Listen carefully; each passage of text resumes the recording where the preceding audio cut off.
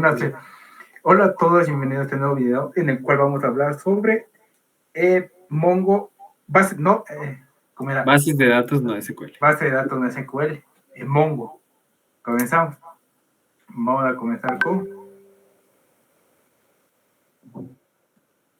A ver, sería base de datos no SQL. Comenzamos. ¿Qué es base de datos no SQL? A ver, di tú. Ya, a ver. Digamos, para mí una base de datos no SQL es un tipo de base de datos que no utiliza el modelo relacional utilizado por las bases de datos SQL. O sea, es lo contrario, más o menos. Es lo contrario. Ajá. Claro. En cambio, utilizan otros modelos de almacenamiento y recuperación de datos, como documentos, grafos, clave de valor o columnas, que veremos más adelante. Ajá. Ya. Siguiente. ¿Cómo funciona una base de datos no SQL no relacional? Tenemos la variedad de modelos de datos para acceder y administrar datos, optimizados para aplicaciones que requieren grandes volúmenes de datos, baja latencia y modelos de datos flexibles.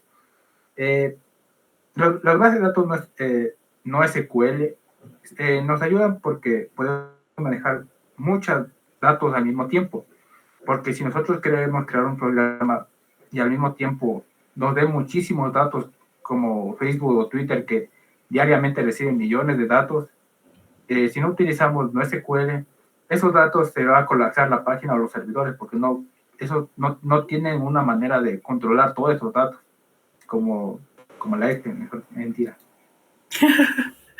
¿Cómo la es? ¿Qué zafó? Algo que puedo agregar ahí es que además las bases de datos no SQL suelen ser altamente flexibles en cuanto a su esquema. Esto significa que, o sea, no requieren una estructura fija como las bases de datos SQL. Tenemos la escalabilidad, diseñadas para escalar usando routers distribuidos de hardware en lugar de escalares añadiendo servidores claros y sólidos.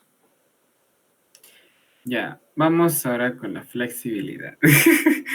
Que en este caso son las bases de datos no SQL, no requieren un esquema fijo, como lo dije anteriormente, lo que permite agregar o modificar campos sin restricciones. Un ejemplo de eso sería que en los de SQL tiene que estar definida en una tabla con sus diferentes características. Claro. Y si nosotros queremos ingresar un dato que no pertenezca o no esté en esa tabla, digamos nombre, apellido, y si queremos ingresar un nombre que sea apodo, no nos va a dejar pasar un error. Mientras que no SQL nos permite ingresar los datos que queramos sin importar lo que esté, porque no maneja tablas, sino maneja no maneja tablas, no maneja archivos o documentos. Claro. De ahí, ¿qué podemos decir? Que es altamente funcional porque proporciona como las API que vimos anteriormente en el anterior video, que son altamente funcionales y tipos de datos que están diseñados específicamente para cada uno de sus respectivos modelos de datos. Otra que es que aquí es lo que entra Mongo, porque Mongo cuando nosotros lo instalamos ya viene preinstalado un API y los servidores. Nosotros solo le utilizamos y nada más, porque ya viene instalado Mongo, ya viene con su compás y viene sus servidores y sus APIs que vienen propias, que Mongo nos da esa accesibilidad. Tenemos el tipo de base de datos no SQL. Tenemos los clave valor, altamente visibles, divisibles, permiten escalado horizontal. Los casos de uso como juegos, tecnología, publicitaria e IoT se prestan particularmente bien en el modelo de datos clave valor. Dale, de ahí vamos con los documentos, que en este caso son los datos que se representan como objetos o como JSON. Y tienen un almacenamiento y la consulta de datos de naturaleza flexible, semi-estructurada y jerárquica, lo que funciona bien con... Leo, me salió algo ahí. Sí, ya. Ay, espérate. Lo que funciona bien con catálogos, perfiles de usuario y sistemas de administración. Por los gráficos, facilitar la creación y la ejecución de aplicaciones que funcionan con conjuntos de datos altamente conectados. También nos permite con redes sociales, motores de recomendaciones, detección de fraude y gráfico de conocimiento.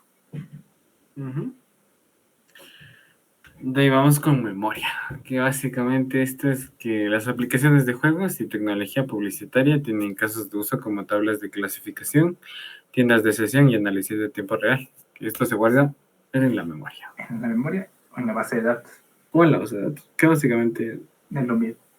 Podría ser un sinónimo, ¿verdad? Ajá. ¿Ya? Sí, una base de datos es como una memoria que va a guardar todo esto.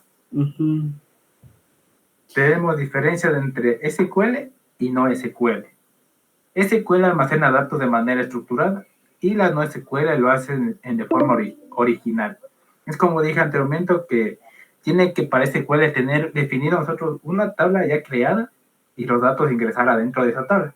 Mientras que no SQL nosotros ingresamos los datos a lo que queramos, sin importar que esté creado si esté creado nombre, apellido, nada, nosotros podemos ingresar los datos que queramos y no nos va a perjudicar. Claro.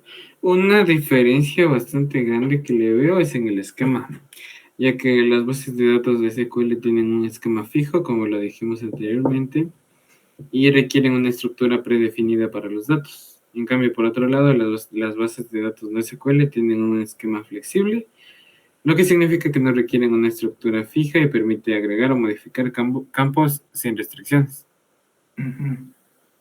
Y otra sería que SQL se utiliza en múltiples aplicaciones de todo tipo. Las no SQL se emplean principalmente para la Big Data. Claro. Vamos con el código. Aquí está en la tabla de comparación que hicimos, porque SQL trabaja con tabla, mientras que Mongo, que es no SQL, trabaja con conjuntos, documentos, campos, mientras que SQL trabaja con filas, tablas y columnas, que son completamente diferentes. En cambio acá la fila, en SQL es fila y en MongoDB es documento. Y vendría a ser diferente. Igual cambia en lo que es la columna, acá es campo. Y acá, igual, en la clave principal, en el MongoDB es object ID. Entonces, es esto OGDD, es que cuando tú creas y ingresas datos o como un conjunto, un documento, te da un ID único que tiene ese documento. Eso es lo bueno.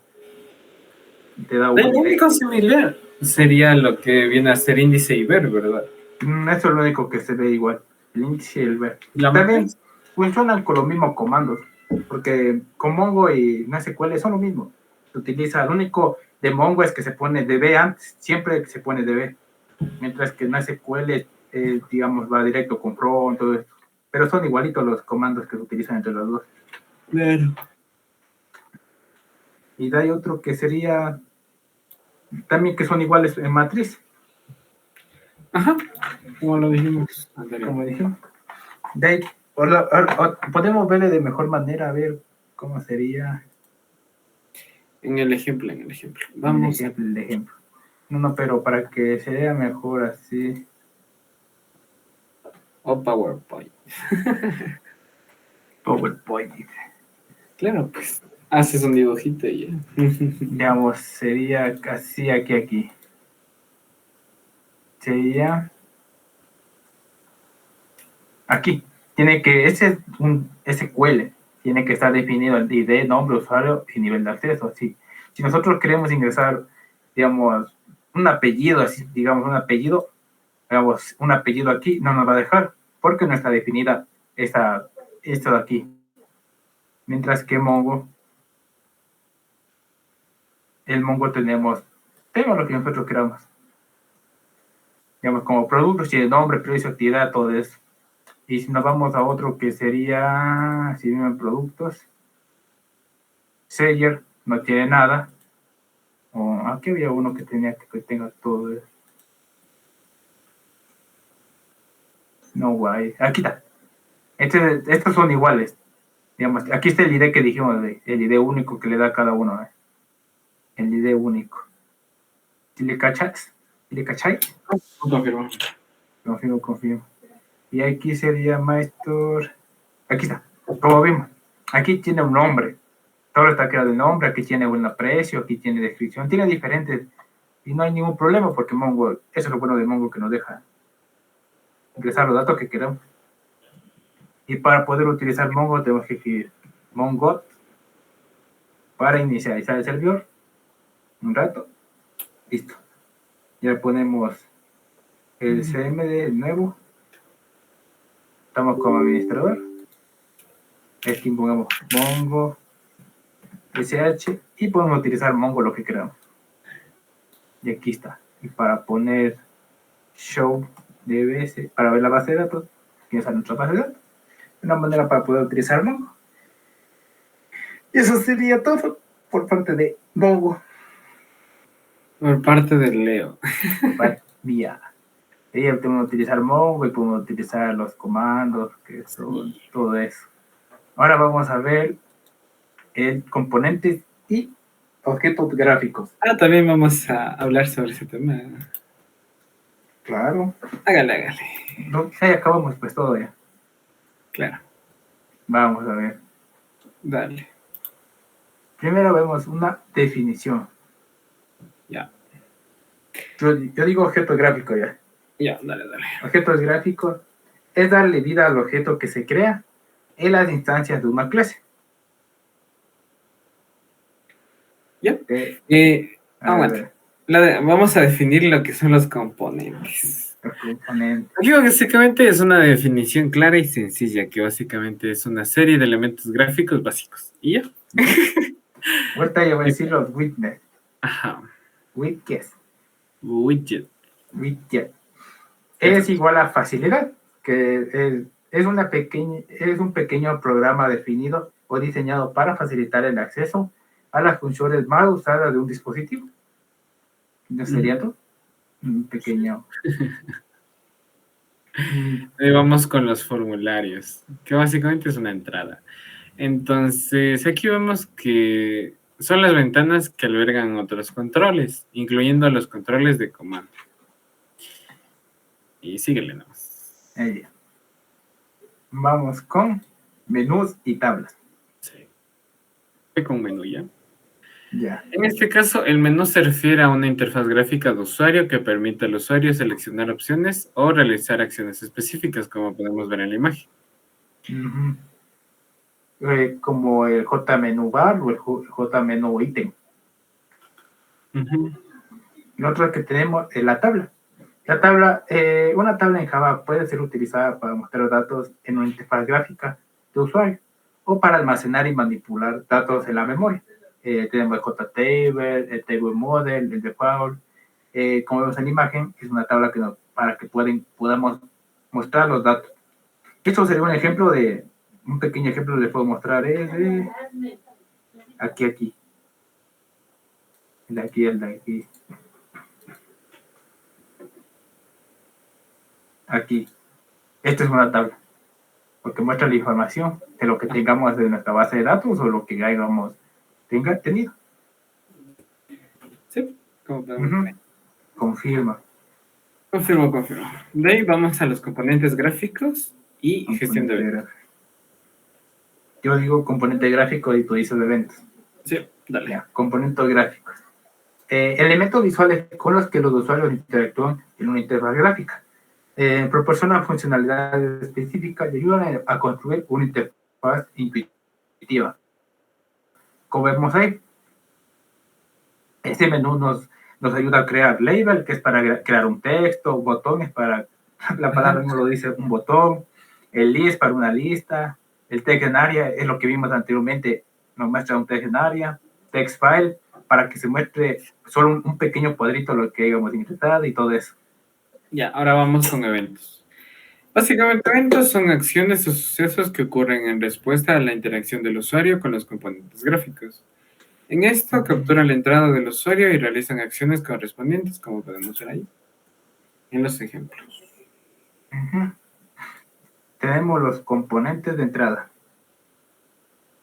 En el JText file nos sirve permite al usuario ingresar y editar texto, básicamente. De ahí vamos con la lista desplegable, eso mismo, o combo box, que esto nos proporciona una lista de opciones para seleccionar. De ahí tenemos el JCheckbox, que permite al usuario seleccionar opciones múltiples mediante casillas de verificación. tenemos los componentes de salida. Ya, los componentes. Ya, yo digo, me toca. Tema del JLabel muestra texto de información en la interfaz. Como vemos ahí a continuación, podemos JLabel y nos sale la información, digamos, escoge la opción de datos, de ingresar. Es como un SOAP. Tema de JTable, proporciona una tabla para mostrar datos en forma de filas y columnas, que es una tabla. Ajá. Nada más. Y ahora sí vamos con componentes de acción. Ponte, el JButton es un botón que permite al usuario activar una acción, básicamente. Yo digo, y tenemos también el JToggle botón. Tiene un estado alternativo que puede ser activado o desactivado. Es como un encendido o apagado. Y si queremos que esté encendido, lo debemos encendido, si no lo apagamos. Y eso vendría a ser todo lo que es. ¿Qué es esto que vamos a ver? Esto era de componentes y objetos gráficos. Componentes y objetos gráficos. Eso mismo. Era aquí todo lo que iba hasta aquí en esto de aquí, en este pequeño programita. Ajá, muy pequeño. Muy pequeño. Y eso sería todo. Muchas gracias. Gracias.